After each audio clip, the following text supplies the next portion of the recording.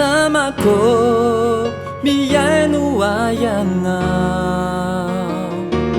taona maro be jiaby rehefa nalalako anao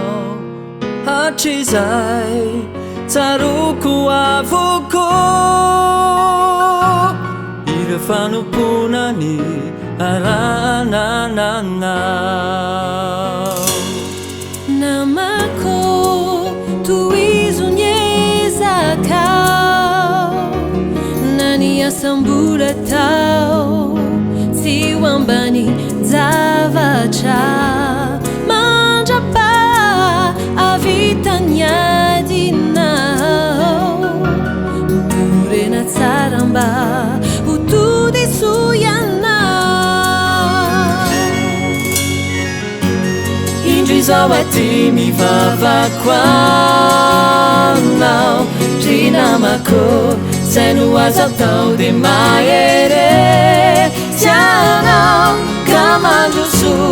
manoherany asany satana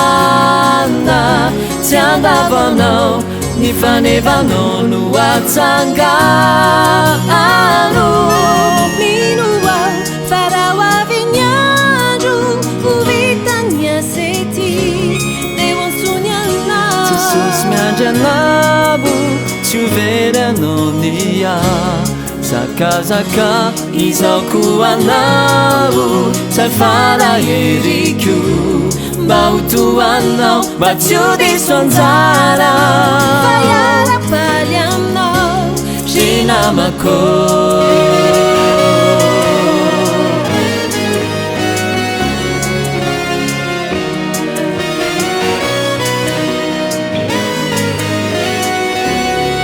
namako indrolazaiko anao tsy mananenenako iandro nalalako anao kazaoi ratorotro izaoba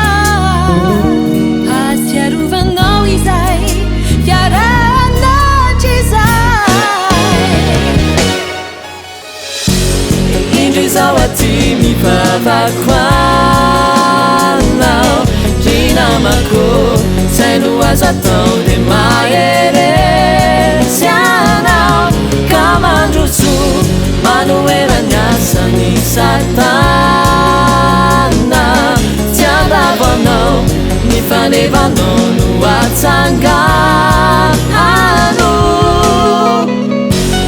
indrizao aty mivavako anao ry namako zay no azo atao de mahere sy anao ka mandroso manoherany asany satana tsy andavanao ny fanevanao no atsangano